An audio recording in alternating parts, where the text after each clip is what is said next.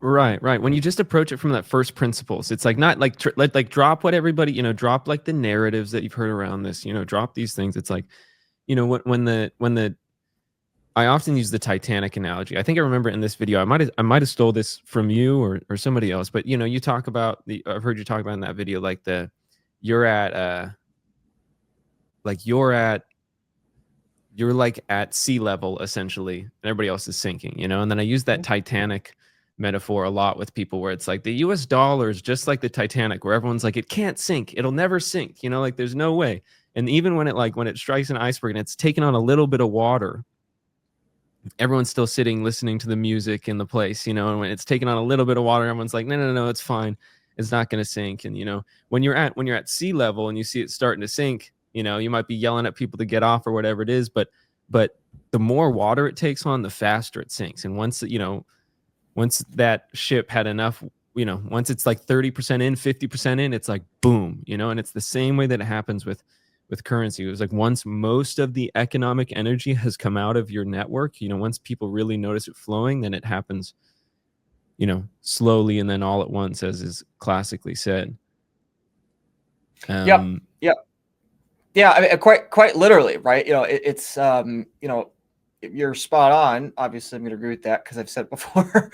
But it's actually quite literal. Like the Titanic, literally, like half the ship sunk in the last, I think it was 71 seconds, if I'm remembering right. Yeah. But it was less than 2 minutes that the last half of the ship sunk. Right, like the ship.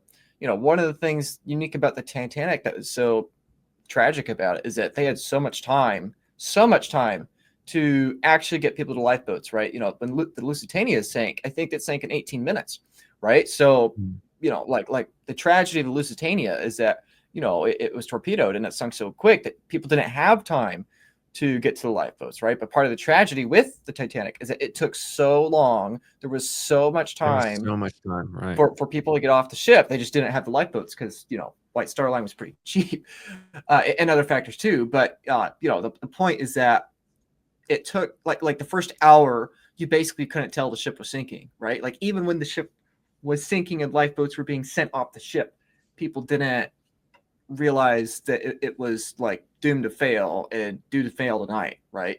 Um, Mhm. which again is part of the ironic tragedy is that it like sunk in the exact right time for max destruction. If it had taken longer to sink, probably the nearby ships would have made it to it.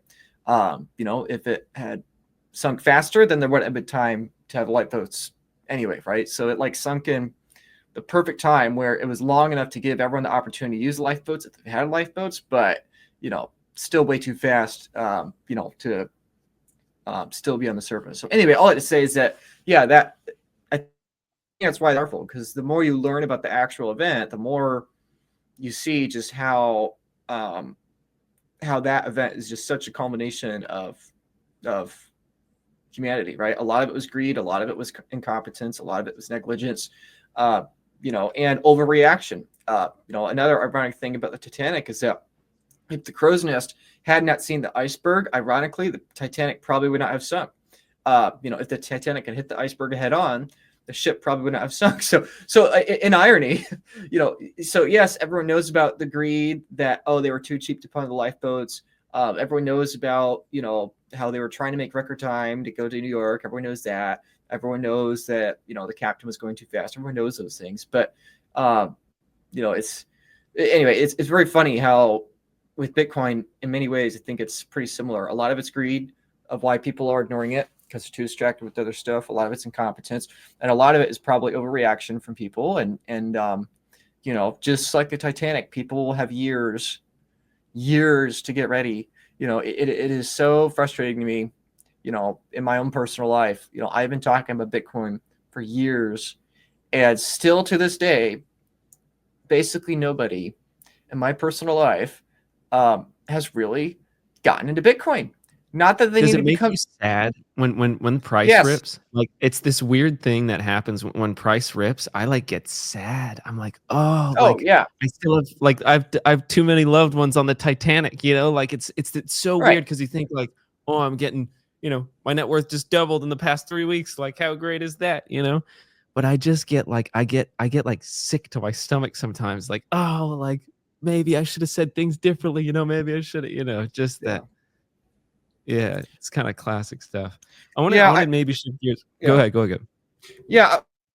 I was like, I used to be like that. I'm not like that anymore. I don't feel nearly as guilty because the Mhm. problem, like for you, Jake, the problem's not you. The problem's them, which I think, Some of the time, maybe hard to admit. that's that Yeah. that that's that it's true. It's true. In some sense, it's true, Well, perhaps, but in it is some a lot. sense, I Yeah. do wonder, like, it's like there's always, there's always like things you could do better. Like there's times there's certainly things that I look back on talking with people where it's like, oh, maybe I could have done that differently, or like, because sometimes you get into like, an argument, and it's like you want to use the absolute minimum necessary force to communicate your point. You don't want to like whack people over Right. the head with something, especially if they're like disagreeing with you and getting wrecked in Satoshi denominated terms. You know what I mean? Like you Right. gotta go, you gotta be gentle. You also gotta Right. lean in and be like, hey, I like care about you, and like the ship is sinking, and like I'm not gonna buy you any Bitcoin, but like, if we Right. were on the Titanic and you were listening to the orchestra in the theater, I would like throw you over my shoulder and drag you out. Right. So like Yeah. I don't know. it's a tough thing to balance. Yeah. I think I'd be a little bit more cold hearted than that. As nice and friendly as I try to be online, I think I'd be a bit more ruthless than that. I really don't think that's the problem. I really don't think it's a logic issue. I mean, if the person believes in you and they believe that you're intelligent or they believe that you have their best interest at heart, then they would hear you out, right? Like if Mhm. they may not know how the ship is People sinking, get psyops, man. People yeah, are they may like, not they think care. you're crazy, Yeah, right. But which it if you gets were expressed asking that them, way. yeah, but if you were asking them as a family or friend to get on the lifeboat, or at least hear you out, like they should. And so I'm not saying it to put anyone down, obviously, but I'm saying that to say that it's disappointing. Not that I think many Bitcoiners think, oh, my loved one doesn't understand Bitcoin from a logic perspective, and that may be true, but probably they never would, just because they don't have the interest. Many people just simply don't have the Mhm. interest. But it's like Sure. the biggest disappointment to me is that, man, either they don't think I that I am average in intelligence, or they don't think I have their best interest at heart. If they believed either of those things, or both, either one of those things, right? If they thought I was, um, altruistic, but stupid, they would still listen to me. And if they thought that I was brilliant but selfish, they would still listen to me, right?